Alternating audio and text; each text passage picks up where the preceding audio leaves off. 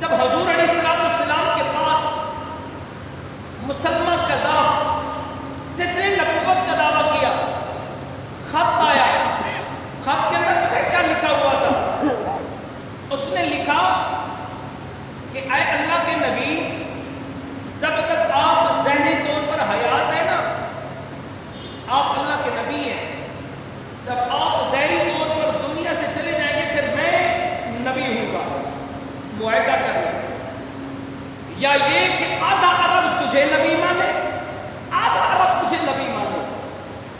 جب اس نے یہ دو باتیں کی نا تو اللہ کے نبی نے اسی خط پر لکھا جواب میں، اے جھوٹے، اے کذاب، تو ہے ہی جھوٹا، اوپر سے جھوٹا لگ کے نا اللہ کے نبی علیہ السلام نے موجود صحابہ سے مخاطب ہو کے فرمایا، کون ہے جو یہ خط لے کر اس جھوٹے کے پاس جائے گا؟ یاد رکھنا وہاں جان اور موت سے لڑنا تھا، حضور علیہ السلام کا یہ فرمان جاری کرنا تھا کہ کون ہے جو جان کا نذرانہ پیش کر کے اس جھوٹے کو یہ خط دے کے آئے۔ ایک صحابی رسول جو مدینے کی گلیوں میں کھجوریں بیچا کرتا تھا، جسمانی طور پر بھی کمزور تھا، آج میں آپ کو ایک بات صرف یہی بتانا چاہتا ہوں، ان کے جذبے بھی دیکھیں جو ظاہری طور پر حضور علیہ السلام کے ساتھ موجود تھے۔ جب کسی نے نبوت کا دعویٰ کیا پھر رسول اللہ نے کیا کیا؟ حضور نے فرمایا یہ خط کون لے کے جائے گا؟ آقا میں لے کے جاؤں گا۔ کھجور کھا رہے تھے، فٹافٹ کھڑے ہوئے اور عرض کرتے ہیں اے اللہ کے نبی میں جاؤں گا، تو کھجور پیچھے بیٹھے کھا رہے تھے، صحابہ ہم سے کہنے لگے یار کھجور تو کھا لے، تو کھجور کے ٹکڑے ہمارے چہروں پر گر رہے ہیں، کم از کم کھجور تو کھا لے، بعد میں بات کر لینا۔ آگے اس نے جو جواب دیا ہے وہ کمال جواب دیا ہے۔ اس نے کہا اگر میں کھجور کھاتا رہا، اگر میں جواب نہ دیتا کھڑے ہو کے، تو یہ ڈیوٹی کسی اور کی لگ جانی تھی، میں پیچھے رہ جاتا۔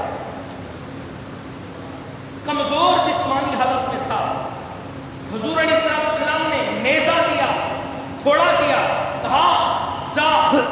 وہاں موجود صحابہ کہتے ہیں جب وہ نکلا تھا اس انداز سے نکلا تھا جیسے کوئی جرنیل نکلتا ہے، جیسے کوئی سپہ سالار نکلتا ہے، جیسے کوئی طاقتور انسان نکلتا ہے، ایسے تیزی کے ساتھ دوڑا، جا کے مسلمان کذاب کے دربار کے سامنے یوں نیزہ گھاڑ دیا، کہا جھوٹے کہاں چھپا ہوا ہے؟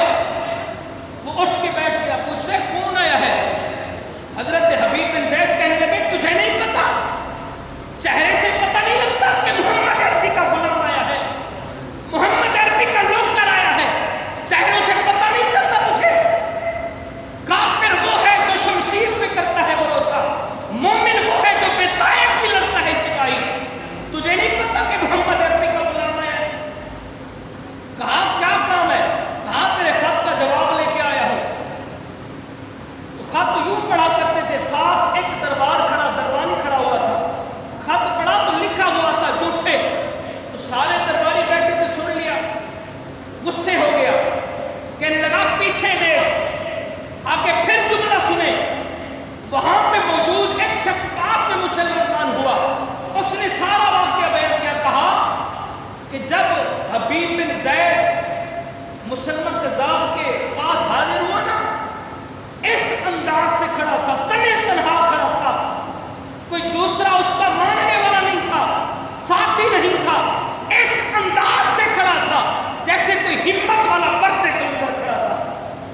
کہا تو کہتا ہے پیچھے دیکھ، اگر پیچھے دیکھنا ہوتا تو میرے 12 بچے ہیں، 12 بیٹے ہیں، کچھ وہ ہیں جو چل سکتے ہیں، کچھ وہ ہیں جو ابھی چلنا نہیں سیکھا، کچھ وہ ہیں ابھی دودھ پیتے ہیں، تو کہتا ہے پیچھے دیکھ، اگر پیچھے دیکھنا ہوتا تو وہاں سے چلتا ہی نہ۔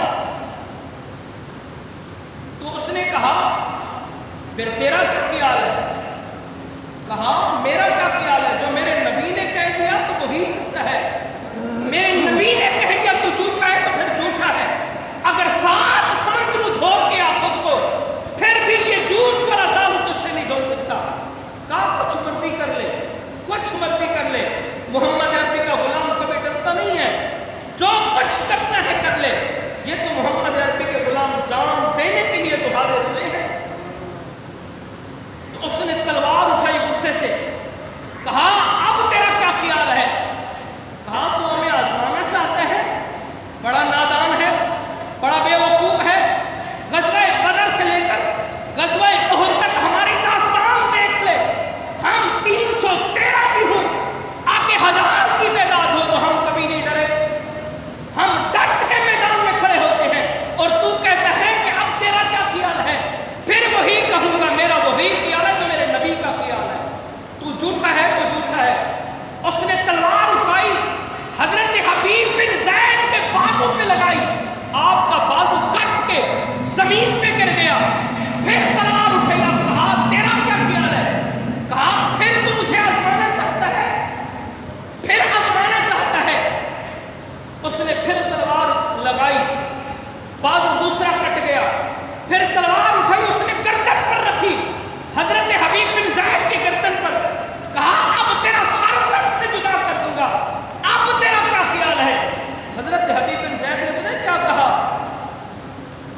اے جھوٹے, تو ان کو ڈراتا ہے, ان کو دھمکی دیتا ہے, ان سے بات کرتا ہے جو صبح اٹھتے ہیں نماز پڑھنے کے بعد پہلی دعا بھی یہی کرتے ہیں, اللہ شہادت کی موت عطا فرمائے. پہلی دعا بھی یہی کرتے ہیں, اور تو ہمیں دھمکی دیتا ہے جان سے. یہ تنے طرح حضور کا غلام میدان کے اندر کھڑا ہے, یہ تو ایک کی جان ہے حبیب بن زید کی. اس نے پھر تلوار اٹھائی, حضرت حبیب بن زید کی گردن تن سے جدا کی, جب آپ نے شہادت نوش فرمائی. اللہ کے حبیب نے مدینے کی گلی میں بیٹھ کر پھر آپ کی آنکھوں میں آنسو آئے. صحابہ نے پوچھا آقا کیا ہو گیا ہے؟ حضور نے فرمایا میرا غلام دنیا سے جا چکا